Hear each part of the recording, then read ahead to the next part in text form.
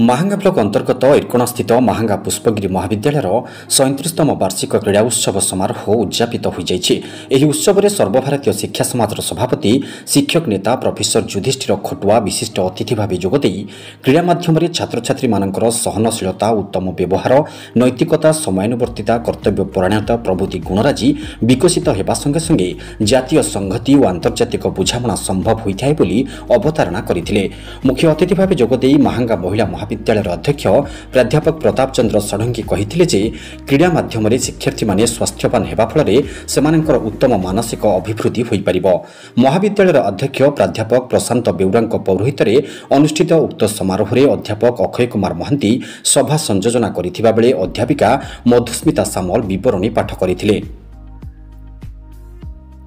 कृति प्रतियोगी मानक मध्य युक्त 2 बालक विभाग में दिव्यदत्त सामल बालिका विभाग में लक्ष्मीप्रिया रणा चैंपियन ट्रॉफी युक्त 3 छात्र विभाग में कुमार आचार्य और युक्त 3 बालिका विभाग में रश्मिरेखा राउत चैंपियन ट्रॉफी अतिथि मानक ठारू ग्रहण करथिले। पूर्व दिवस में महांगा स्टेट बैंक परिचालक रश्मिरंजन साहू द्वारा उद्घाटित समारोह में महाविद्यालय अध्यक्ष प्राध्यापक प्रशांत कुमार बेउरा अध्यक्षता करथिबा बेले डॉक्टर जयराम स्वाई मुख्य वक्ता भाव जोग देइथिले।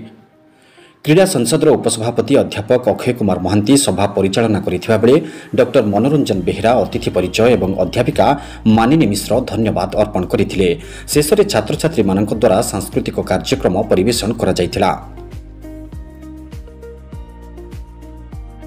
महांगा पुष्पगिरी महाविद्यालय एरकणा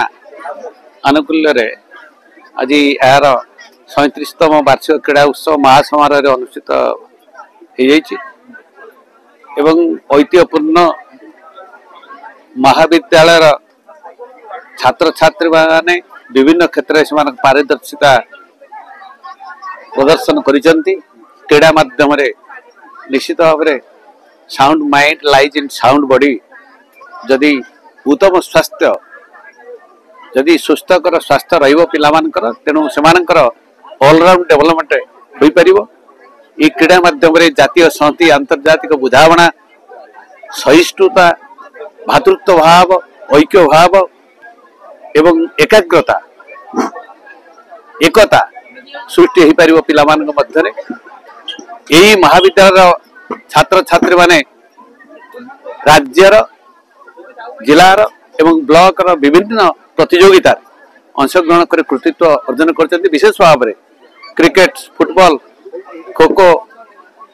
लंग जंप इत्यादि प्रतियोगिता से कृतित्व हासिल कर आज से उत्तर उन्नति कामना करुच्ची आज पवित्र दिवस 37तम वार्षिक क्रीड़ा उत्सव 21 और 22 तारिख आयोजन कर समस्त को पुरस्कार प्रदान कर समस्त अतिथिवृंद पिला शारीरिक विकास मानसिक सुस्थ रहा खेल को अभ्यास करने उचित और समस्ते 2 घंटा व्यायाम न करेंगे न खेलेंगे केवल से सुस्थ मानसिक विकास करें समस्त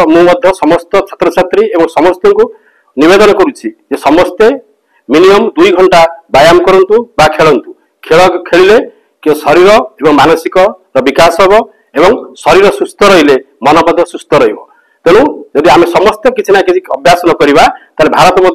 विश्व में 1 नंबर खेल राष्ट्र भाव में खेल में परिणत हो पार ना तेणु ये कही रखुच्छी। महांगारू विजय कोरंग रिपोर्ट निर्पण लाइव।